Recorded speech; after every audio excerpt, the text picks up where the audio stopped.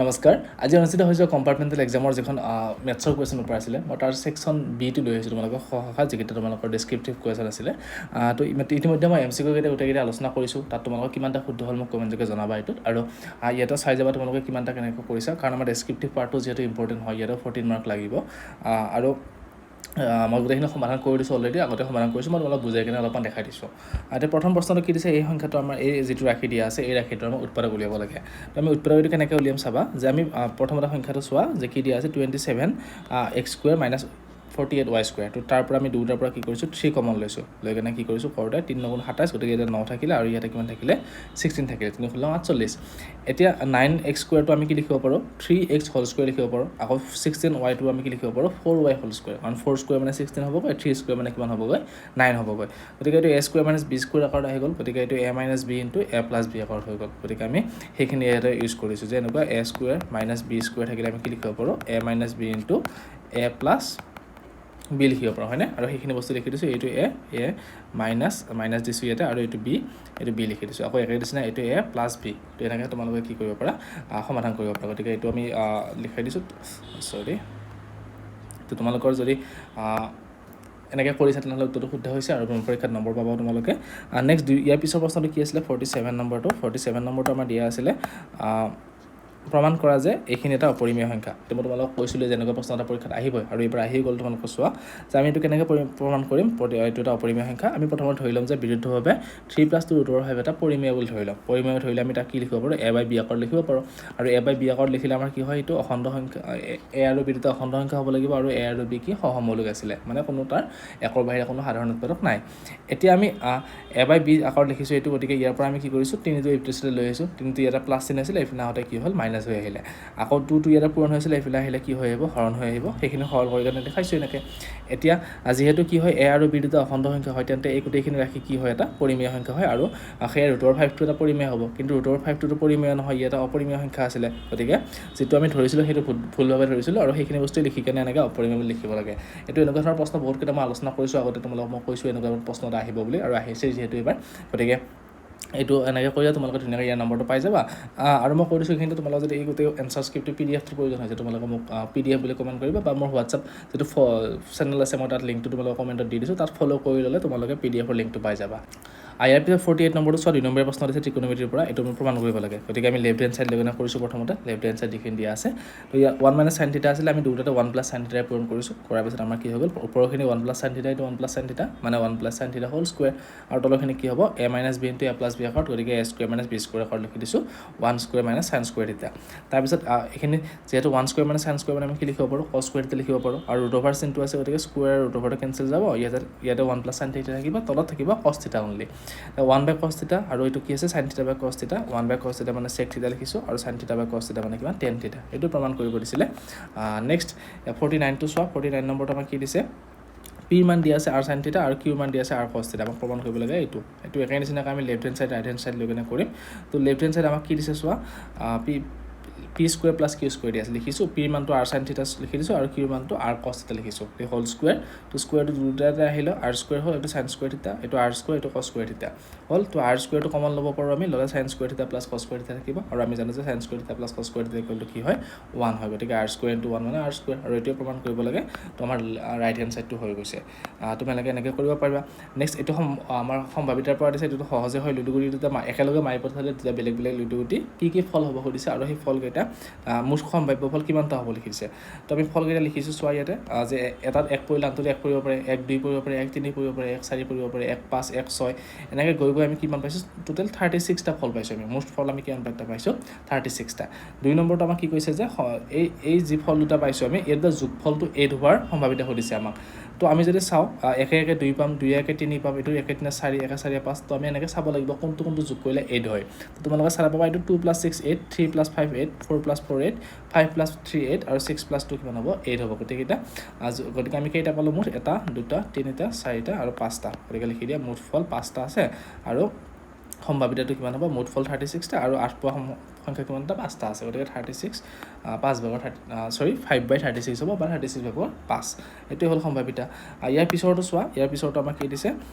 এই বহুপদটোক কৈছে এটা বহুপদক এইখিনিৰে হৰণ কৰিলে ভাজক মানে এইখিনি ভাগফল আমি পাওঁ এইখিনি আৰু ভাগশেষ এইখিনি পাওঁ বহুপদটো উলিয়াব দিছে তো এনেকুৱা প্ৰশ্ন আহিব বুলি মই তোমালোকক কৈছিলোঁ যে আমাৰ যদি বিভাজনৰ কলন বিধি আছে সেইটো ইউজ কৰি কেনে তো সেইটো কৰিব লাগিব তো ভাজক এইখিনি দিয়া আছে লিখিছোঁ ভাগফল দিয়া আছে লিখি লৈছোঁ আৰু ভাগশেষ দিয়া আছে লিখিছোঁ এতিয়া আমি জানো যে কি ভাজ্য ইকুৱেল টু ভাজক পূৰণ ভাগফল যোগ ভাগশেষ গতিকে সেইখিনি লিখি দিছোঁ ইয়াতে যে ভাজক কিমান আছে x² - 2 ভাগফল কিমান আছে এইটো আছে আৰু ভাগশেষ কিমান আছে এইখিনি আছে পূৰণ কৰিব লাগে গতিকে x এৰে এবাৰ এইটো পূৰণ কৰিছোঁ আৰু x - 2 ৰে এবাৰ কি কৰিব লাগে সেইটো পূৰণ কৰিব লাগে গতিকে -2 এইখিনি কৰি দিছোঁ এই ব্ৰেকেটটো গুচাই দিছোঁ প্লাছ মাইনাছ প্লাছ এইখিনি সৰল কৰিছোঁ কৰাৰ পিছত এইখিনি আকৌ পূৰণ কৰিছোঁ এটা এটাকৈ পূৰণ কৰোঁতে কি হ'ল x² * 2x² 2x to the power 4 x² * 5x 5x cube x² * -2 2x² হয়নে আৰু এনেকৈ একে নিচিনাকৈ গোটেইকেইটা আমি পূৰণ কৰি কৰিছোঁ আৰু সৰল কৰাৰ পিছত যিটো উত্তৰ পালোঁ আমি সেইটোৱে কি হ'ব আমাৰ ভাজ্যটো অৰ্থাৎ যিটো আমাক উলিয়াব দিছিলে হয়নে তো এনেকৈ তোমালোকে কৰিব পাৰা নেক্সট আমাক ইয়াৰ পিছতো কি দিছে চোৱা এইটো আৰু দুটা দিয়া আছিলে মই এটাই কৰি দিছোঁ অনলি তলৰটো আৰু কৰা নাই তোমালোকে যদি এইটো কৰিছে তেনেহ'লে উত্তৰটো পাইছে আৰু যদি এইটো কৰিছে তেনেহ'লে জনাবা মোক এইটো মই কৰি দিবলৈ চেষ্টা কৰিম নেক্সট 52 নম্বৰটো দিছে এইটো আমাৰ কিহৰ পৰা চলচিত্ৰ ৰৈখিক সমীকৰণৰ পৰা তো তাৰপৰা কি কৈছে পুথিভঁৰালত প্ৰথম 3 দিনৰ কাৰণে নিৰ্দিষ্ট এটা মাচুল আছে তো নিৰ্দিষ্ট মাচুলটো আমি x বুলি ধৰি ল'ম আৰু প্ৰতিদিনৰ কাৰণে যিটো উপৰঞ্চি মাচুল আছে সেইটো আমি কি বুলি ধৰি ল'ম y বুলি ধৰি ল'ম তেতিয়া প্ৰথমতে কি কৈছে ৰিতাই 7 দিনৰ কাৰণে ৰখাৰ বাবে কিতাপখন কিমান টকা মাচুল দিছে 27 টকা আৰু শচীনে কিমান টকা দিছে 21 টকা তো আমি কেনেকৈ কৰিছোঁ চোৱা যে আমি ধৰি লৈছোঁ প্ৰথম 3 দিনৰ কাৰণে মাচুলটো কিমান x টকা যিটো ফিক্স মাচুল আৰু যিটো উপৰঞ্চি প্ৰতিদিনে দিব লাগে সেইটো কিমান y টকা তো ৰিতাৰ ক্ষেত্ৰত কি আছিলে প্ৰথম 7 দিনত 27 টকা আছিলে গতিকে x নিৰ্দিষ্ট মাচুলটো যোগ কি 4 দিনত বাকী কাৰণ 7 দিনত 3 দিনৰ কাৰণে ফিক্স এটা প্ৰাইচ দিব লাগে আৰু বাকী 4 দিনৰ কাৰণে কি আমি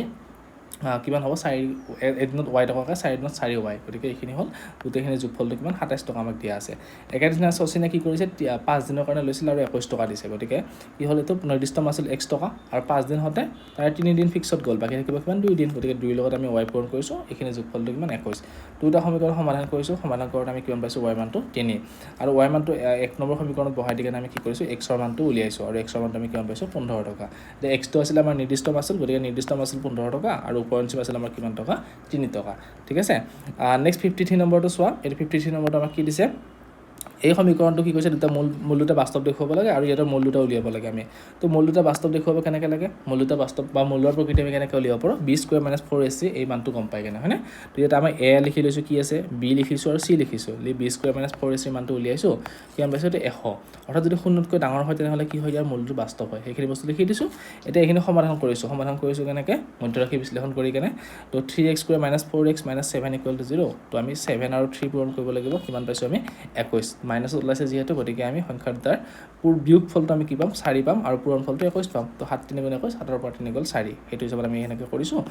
কৰাৰ পিছত আমি কমন লৈ কেনে x ৰ মানটো 7/3 আৰু x ৰ আৰু এটা মান কি পাইছোঁ -1 তোমালোকে এনেকৈও কৰিব পাৰা নহ'লে যিটো -b +-√b² - 4ac / 2a এইটো সূত্ৰ ব্যৱহাৰ কৰি কেনে কৰিব পাৰা তো তোমালোকৰ যিটো যাৰ সুবিধা হয় সেইটো মতে কৰিছা আৰু এনেকৈ যদি উত্তৰটো দুটা ওলাইছে তেনেহ'লে তোমালোকে নম্বৰটো পাবা নেক্সট 54 নম্বৰটো চোৱা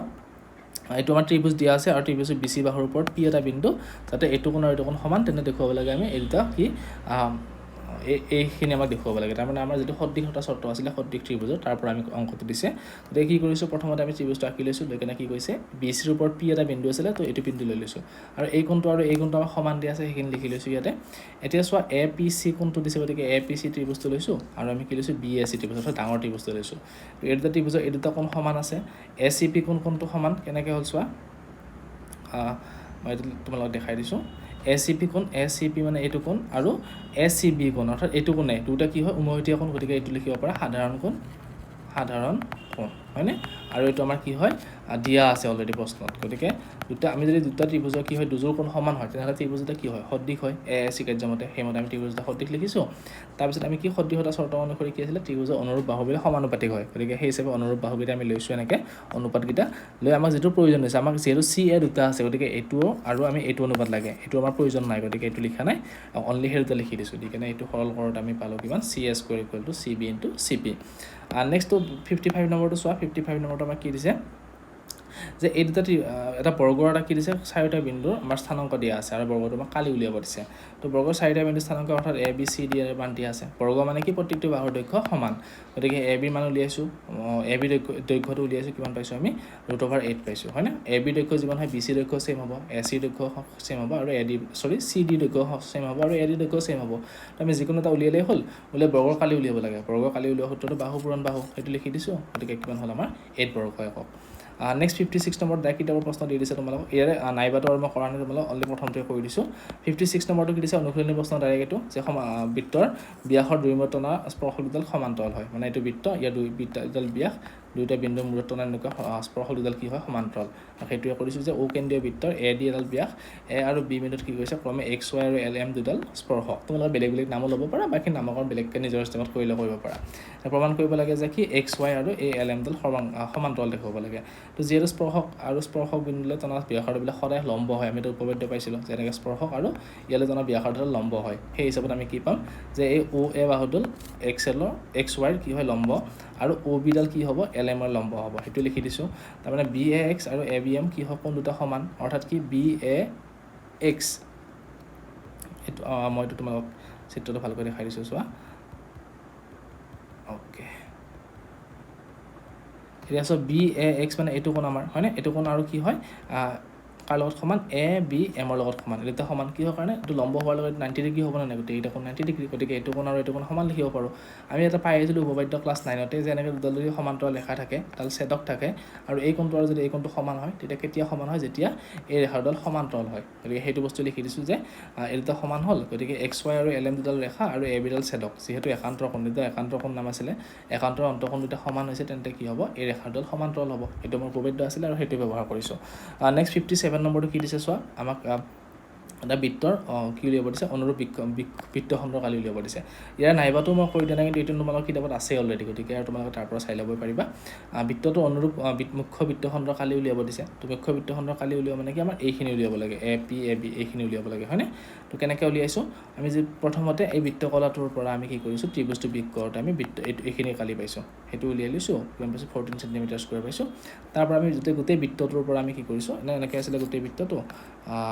এনেকুৱা আছিলে হয়নে আমাৰ চিত্ৰটো তো আমি প্ৰথমতে গৌণ বৃত্তখণ্ড উলিয়াব দিছে বা মুখ্য বৃত্তখণ্ড উলিয়াব দিছে মানে এই ডাঙৰখিনি উলিয়াব দিছে সেইখিনি কেনেকৈ উলিয়াম আমি এইটো যিটো কেন্দ্ৰ আছিলে আমাৰ কেন্দ্ৰটো কি আছিলে এইটো কেন্দ্ৰ আছিলে হয় নাই তো এইটো ব্যাস এডাল আমাৰ জিয়া আছিলে তো আমি যদি কি কৰোঁ এইখিনি উলিয়াই ল'ব পাৰোঁ তাৰপিছত আমি বৃত্তটোৰ পৰা এইখিনি বিক কৰিলে ডাঙৰখিনি পাই যাম তো এইখিনি কেনেকৈ উলিয়াব লাগিব আমি এই গোটেইখিনি কালিৰ পৰা আমি এই ত্ৰিভুজটো কালি যদি বিক কৰিলোঁ তেনেহ'লে আমি এইটো পাম এইটো সেই হিচাপত আমি কৰিছোঁ এইখিনি কৰাৰ পিছত আমি কিমান পাইছোঁ 14 চেণ্টিমিটাৰ এতিয়া গোটেই বৃত্তটোৰ কালিৰ পৰা আমি এইখিনি কালি বিক কৰি দিছোঁ তাৰ পিছত আমি পাইছোঁ কিমান 140 চেণ্টিমিটাৰ স্কুৱেৰ এইটো মুখ্য বৃত্তখণ্ডৰ কালি দিয়া আছে এতিয়া এবাৰ নেক্সট আমাক কি দিছে বেলনৰ অংক এইটো স্থানাংক পৰিমিত যিটো আমাৰ পৃষ্ঠকালি আৰু আয়তন আছে তাৰ পৰা দিয়া আছে তো ইয়াতে কি দিছে চাৰ্কাছৰ তম্বু এটা 4 মিটাৰ 8 মিটাৰ ওখ বেলনৰ ওপৰত শংকুৰাকৃত মানে এনেকুৱা বেলন এটা আছে তাৰ ওপৰত শংকু এটা দিয়া আছে তো এই তম্বুটো আমাক কি উলিয়াব দিছে প্ৰথমতে শংকুটো হেলনীয়া উচ্চতা উলিয়াব দিছে এইখিনি উলিয়াব দিছে তাৰপিছত আমাক উলিয়াব দিছে তম্বুটোৰ ভূমিতলৰ কালি এইখিনি উলিয়াব দিছে আৰু কি উলিয়াব দিছে তম্বুটো বনাবলৈ কিমান কাপোৰ গোটেইখিনি কিমান কাপোৰ প্ৰয়োজন হৈছে এতিয়া আমি কেনেকৈ উলিয়াইছোঁ চোৱা এইটো যে প্ৰথমতে আমাক দিয়া আছে বেলনৰ দৈৰ্ঘ্য দিয়া আছে লিখি লৈছোঁ দৈৰ্ঘ্য আৰু ব্যাস দিয়া আছে লিখিছোঁ ব্যাসাৰ্ধটো উলিয়াই লৈছোঁ তম্বুৰ উচ্চতা দিয়া আছে 18.5 মিটাৰ তো আমি শংকুৰ উচ্চতা উলিয়াইছোঁ যে তম্বুটো গোটেইখিনি উচ্চতা তাৰ পৰা বেলনটো যদি মাইনাছ কৰি দিওঁ আমি কি হ'ব এই শংকুটোৰ উচ্চতাটো পাই যাম সেইটোৱে বিয়োগ কৰি কিনে আমি পাইছোঁ কিমান 10.5 মিটাৰ এতিয়া শংকুৰ হেলনীয়া উচ্চতা উলিয়াব দিছে হেলনীয়া উচ্চতা উলিওৱা সূত্ৰটো কিমান h² + r² গতিকে সেইটো মুতাবত h মানে উচ্চতা শংকুটোৰ উচ্চতা বহাই দিয়া আৰু r মানে হ'ল শংকুৰ ব্যাসাৰ্ধ আমি 14 পাইছোঁ সেইখিনি সৰল কৰোঁতে আমি কিমান পাইছোঁ এইটো 17.5 পাইছোঁ আকৌ ভূমিৰ কালি উলিয়াব দিছে ভূমিৰ কালি উলিওৱা সূত্ৰটো কি আছিলে পাই r² তো পাই r মানে পাই মানটো হ'ল 22/7 আৰু r মানটো কিমান 14 × 14 তো আৰু মানে আমাৰ ভূমিৰ কালি হ'লে যিটো 28 দিয়া আছিলে 28ৰ ব্যাসাৰ্ধ হ'লে 14 হ'ব সেইটোৱে লিখি দিছোঁ ইয়াতে তো এইখিনি সৰল কৰোঁতে আমি কিমান পালোঁ 616 মিটাৰ আৰু মুঠ কাপোৰ উলিয়াব দিছে গতিকে মুঠ কাপোৰটো হ'লে কি বেলনৰ বক্ৰপৃষ্ঠকালি যোগ শংকুৰ বক্ৰপৃষ্ঠকালি হয়নে কাৰণ এনেকৈহে আছে আমাৰ মাটিত কাপোৰ পৰা নাই যিহেতু গতিকে আমি অকল বেৰখিনি উলিয়ালেই হ'ব তো বেলনৰ বক্ৰপৃষ্ঠকালি উলিওৱা সূত্ৰ এইটো শংকুৰ উলিওৱা এইটো এতিয়া এইটো অংকটো অলপমান ভুল হৈছে এইখিনি কৰোঁতে যিহেতু টুটো আমাৰ কমন ল'ব নোৱাৰিম মই ইয়াতে ভালকৈ কৈ দিছোঁ যে 2 পাই r h প্লাছ আমাৰ কি আছে পাই r l আছে হয় নাই তো পাইটো ইয়াতেও আছে পাইটো আমি কমন ল'ব পাৰোঁ আৰু ইয়াতেও আছে ব্যাসাৰ্ধ যিহেতু সেম হয় আৰটো আমি কমন ল'ব পাৰোঁ ইয়াতে থাকিব 2h প্লাছ l মানে পাইৰ মানটো কিমান আছে 22/7 আৰু আৰৰ মানটো কিমান আছে আমাৰ ব্যাসাৰ্ধ আছিলে 14 2 into h মানে আমাৰ উচ্চতা কিমান দিয়া আছে 8 সেন্টিমিটাৰ আৰু l মানে কিমান শংকুৰ বক্ৰপৃষ্ঠকালি 17.5 এইখিনি কৰিলে হৈ যাব তো 22/7 এইটো 7 ৰে 14ক দুইবাৰ যায় এইটো 44 এইটো 8 দুগুণ 16 যোগ এইটো কিমান হ'ব 17.5 তো এইখিনি মই ইয়াতে কৰি দিছোঁ কিমান হ'ব এইটো 44 ইনটু 16 প্লাছ 17.5 হ'লে কিমান হ'ব আমাৰ 16 33.5 আৰু এইখিনি পূৰণ কৰিলে আমি উত্তৰটো যিটো পাম সেইটোৱে হ'ব আমাৰ ঠিক আছে এইখিনি অলপমান ভুল হৈছিলে নেক্সট ইয়াৰ পিছৰটো চোৱা ইয়াৰ পিছৰটো আমাক পৰিসংখ্যাৰ পৰা দিছে পৰিসংখ্যাত আমাৰ কি দিয়া আছে যে এটা বহুলক উলিয়াব দিছে বহুলক থকা শ্ৰেণীটো আমি প্ৰথমতে চাব লাগিব বহুলক মানে কি য'ৰ বাৰম্বাৰতা বেছি আছে সেইটোতে বহুলক শ্ৰেণী হয় তো বাৰম্বাৰতা ইয়াতে বেছি আছে 50 আছে গতিকে আমাৰ বহুলক থকা শ্ৰেণী কি হ'ব 35 আৰু 40 সেইটো লিখি লৈছোঁ বহুলক থকা শ্ৰেণী আমাৰ কিমান 35 আৰু 40 এল মানে আছিলে বহুলক থকা শ্ৰেণীৰ নিম্নতম শ্ৰেণী দৈৰ্ঘ্য 35 এইটো তাৰপিছত এইচ মানে উচ্চতা শ্ৰেণী দৈৰ্ঘ্য কিমান আছে 35 ৰ পৰা 40 এইটো বিয়োগ কৰি চালে 5 পাম গতিকে এইটো হৈ গ'ল F1 মানে কি বহুলক থকা শ্ৰেণীৰ বাৰম্বাৰতা বহুলক থকা শ্ৰেণীৰ আগৰ বাৰম্বাৰতা 34 আছিলে হয়নে চোৱা 34 এইটো আৰু পিছৰ বাৰম্বাৰতাটো F2 আছিলে এইটো হ'ল 42 মানে F0 টো আমাৰ কিমান পাইছোঁ 34 আৰু F2 কিমান পাইছোঁ 42 এতিয়া সূত্ৰ আছিলে আমাৰ এইটো সূত্ৰৰ মানখিনি বহাই দিছোঁ দি সৰল কৰাত আমি কিমান পাইছোঁ 38.33 তো তোমালোকৰ এইখিনিয়ে হৈছে চাগে নেক্সট ইয়াৰ পিছত 60 নম্বৰটো চোৱা এইটো অংকন দিছে এটা ত্ৰিভুজ দিছে ত্ৰিভুজটো সদৃশ এটা কিমান দিছে 5/3 আকাৰৰ আন এটা ত্ৰিভুজ আঁকিব দিছে তো প্ৰথমতে আমি এনেকৈ ABC ত্ৰিভুজত আঁকি ল'ম লৈ কেনে কি কৰিম ইয়াতে B এৰ এনেকৈ ৰেখা এটা আঁকি ল'ম এটা BX ৰেখা আৰু ইয়াতে আমি কি হ'ব B1 B2 B3 এনেকৈ 5 হলে আস্তা নিব লাগিব তাৰপিছত আমি B3 ৰ পৰা C টো কানেক্ট কৰিব লাগিব তাৰপিছত ইয়াৰ সমান্তৰালকৈ আমি কি কৰিম ইয়াতে এটা ৰেখা অংকন কৰিম এনেকৈ এডাল ৰেখা তাৰমানে এডাল বৃত্ত ইয়াতে কেন্দ্ৰ লৈ কেনে আমি কোনো আমাৰ যন্ত্ৰপাত লৈ কেনে এইখিনিৰ যিটো ব্যাসাৰ্ধ হয় এইখিনি এটা আঁকিব লাগিব আকৌ ইয়াৰ পৰা লৈ ইয়াতে যিখিনি হয় এইখিনি ইয়াতে আঁকিব লাগিব এটা কানেক্ট কৰিব লাগিব C ডেছক কানেক্ট হ'ব আকৌ এইটো কোণৰ কি কয় সমানকৈ আমি ইয়াতে এটা কোণ অংকন কৰিব লাগিব আৰু এইডালত গৈ কেনে ক'ত কানেক্ট কৰিব A ডেছক কানেক্ট কৰিব আৰু এইটোৱে হ'ব কৈ কি আমাৰ এই A ডেছ B আৰু C ডেছ এইটো হ'ব আমি আঁকিব লগা ত্ৰিভুজটো সদৃশ ত্ৰিভুজটো তোমালোকে এইখিনি বস্তু ষ্টেপ বাই ষ্টেপ লিখিব লাগে সেইখিনি মই লিখি থকা নাই বা জাষ্ট ষ্টেপ কেইটা মই কৈ দিছোঁ নেক্সট 61 টো আমাক কি দিছে লাষ্টৰ অংকটো এইটো হ'ল আমাৰ যিটো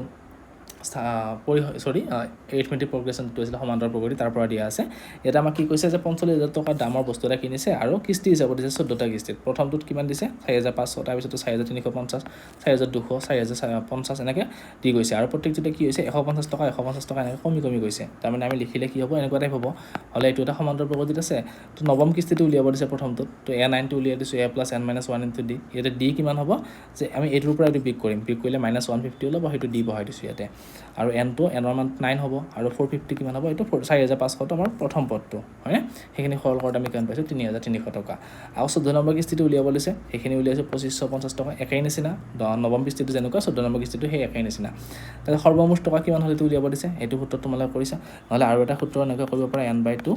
A+AN এনেকুৱা সূত্ৰটো কৰিব পাৰোঁ হয়নে N মানে কিমান আছে এইটো 14টা পাই A মানে কিমান আছে প্ৰথম 4,500 আৰু AN মানে আমাৰ কিমান আছে লাষ্টৰ পদটো 2,550 টকা হয়নে এইটো 2,550 টকা তো এইটো সূত্ৰত কৰিলে আমি এইখিনি উত্তৰে পাম তো আমাৰ মুঠ টকা কিমান দিলে এতিয়া 4,49,350 টকা আমি পে কৰিলে হয়নে সেইটো উলিয়াব দিছিলে সৰ্বমুঠ 14টা কিস্তিত সৰ্বমুঠ কিমান টকা দিব লগা আছিলে অন্তিম কিস্তিটো কিমান 14 নম্বৰ কিস্তিটো অৰ্থাৎ আৰু নৱম কিস্তিটো কিমান সেইটো উলিয়ালো আমি লাষ্টত কৈছে যে প্ৰকৃত মূলধনতকৈ কিমান অতিৰিক্ত টকা দিব লগা হৈছে তো আমি দাম আছিলে 45,000 টকা হয়নে আৰু আমাৰ দিলে কিমান 49,350 টকা তো এইটোৰ পৰা এইটো বিয়োগ কৰি দিয়া কিমান থাকিব 4,350 টকা এইখিনি কি কৈছে এক্সট্ৰাকৈ দি দিছে তো এইখিনি আছিলে সমাধান তোমালোকৰ গোটেইখিনি মই আলোচনা কৰিলোঁ